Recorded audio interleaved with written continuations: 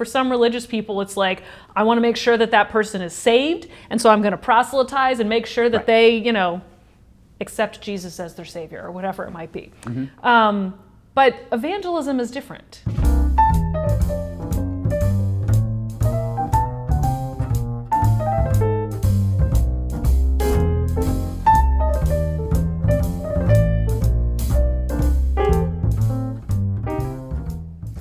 Welcome to Tiny Pulpit Talks. It is so good to be with you. I'm Reverend T.J. FitzGerald, Minister of Community Care and Engagement, and with me is Reverend Beth Dana, your Minister of Faith Development. And we are here to talk about one of the things that is on everybody's mind.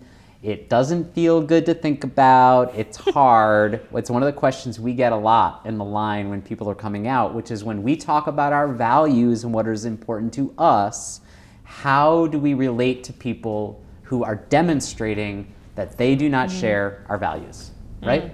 Yeah. Yard signs, hats, mugs, bumper stickers. And how do we relate to people if maybe what we find what they are indicating as their value is frankly offensive to us? Yeah. What if your neighbor across the street has a yard sign that feels offensive to you? Personally and to your values. That is tough. It is tough. So, number one, no easy answer. No script can fix this. No one-on-one, like every single time this is what happens, right? Yeah, because it's different with every person. So the first thing I always think about is, what is the relationship? Yes. So neighbor is a very different discussion than nephew. And someone yelling on the side of the street is very different than person helping me at an event or something like that, like a community gathering. And so that's the first thing I always think about is, what is the relationship and how important is it to me to preserve this relationship? Yeah, is it a relationship that is ongoing, or is it somebody that you are just seeing this one time in like the checkout line at the grocery store? Right. And so I use that as the first part of the factor of how much am I going to engage in this. Uber drivers or someone like that is one where a lot of assumptions get made about what I do for a living, what you do for a living, and how much I want to get into where we really see eye to eye on things. And sometimes it's just you realize it's a 15-minute drive and I don't want to have all the discussion. Yeah, we're not going to engage deeply. Right. Now, the one I get sometimes is next door neighbor who's always outside working on his lawn, and I want to go out and get my mail, and they've got a yard sign that I find distasteful, and every time I go out, they want to talk to me about what it says on their yard sign. Yeah. That is and they live next door to you, so you can't avoid it. Right. You are in relationship just by proximity of living next to each other. Exactly. So say it's something about wanting everyone who isn't American out of the country. That's one we see around, this idea of what's an American and things like that. I know we're diving into it, but that's what's real. Those are out there. I mean, and so when I approach someone who's got a sign like that, the next question is, once I decide if it's someone I want to have a relationship with, is what do I want out of this relationship? Do I want to convince? Do I want to get along? Do I want to shame? What do I want to do with this person? Yeah. Right? Yeah. Or do you want to challenge them to maybe think outside of the box, even if you're not trying to convince them to, come to your way of seeing things? Right. Yeah. The how is the question. Right. And that's where, so for me, I mean, sometimes I feel as someone with my training and my background, I feel a little more privileged just to own that, and I feel safe going up to folks who have something that I find offensive and asking them about it. So that's the first thing. Ask a question. Yeah. So that's the first. If I do decide I need to do something. So for instance, once I was at a baseball game and it was Cinco de Mayo, and there were 5 guys in the next section with fake mustaches on and pretending like they were Mexican, and I could not let it go. I couldn't. It was hurting me. So I walked over and I just said, "Do you think this is funny?" And that's how I started, and put them on the having to explain why it's funny. And the best they could do is that essentially it's a caricature. And one of them said, oh, everyone thinks it's funny. And I was like, oh. Really? Yeah. And I asked the people in front, I was like, you think this is funny? And they were like, no. And I said, okay, I just wanted to let you know I find it offensive. And I went right back to my seat, sat down, and I could watch them. And after about a half inning, I saw them slowly start to take them off. And one of them stuck to his guns, and wanted to keep it. So. Yeah. But it made them think about it. Yep, made them think. So questions is one. Yeah, absolutely.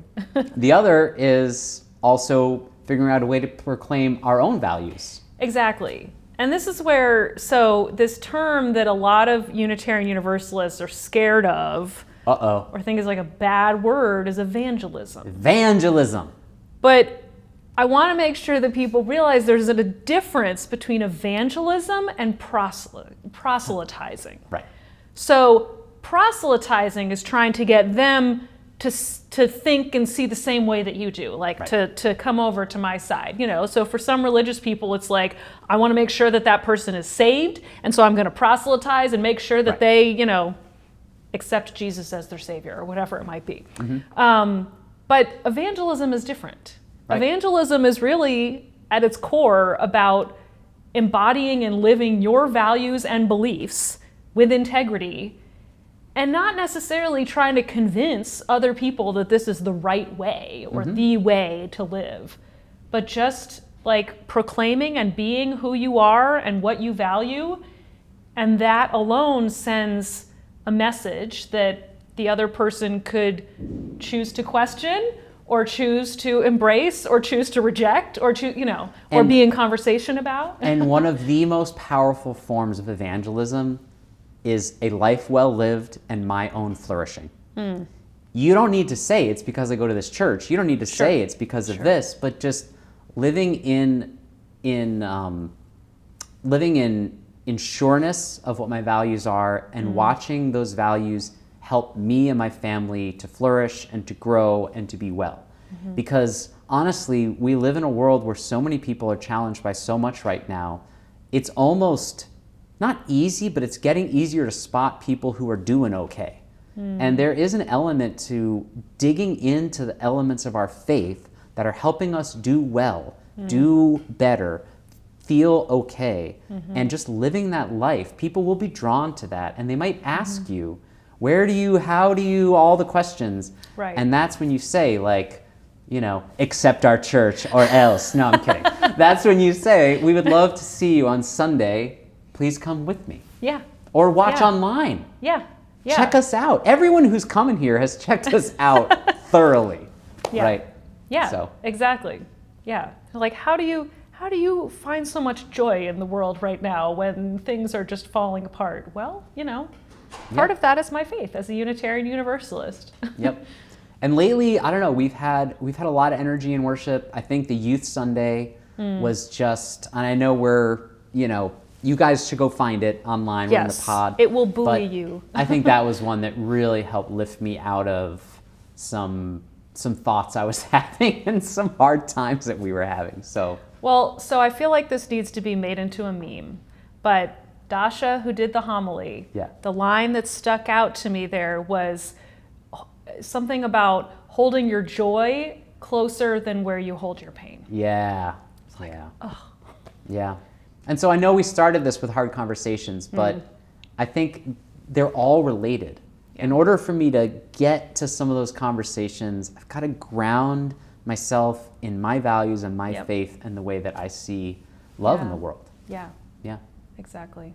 So if this helps maybe one person who this helps, wonderful. We're happy, but we hope it helps many more. Yes. And we hope that you'll engage with us and come see us on Sunday, like us. If you have questions, comments, or honestly, strategies that work for you, put them in the chat, because we want to hear about it, and so do other people. And so please join us on Sunday, and we look forward to seeing you then in church. Bye. Bye.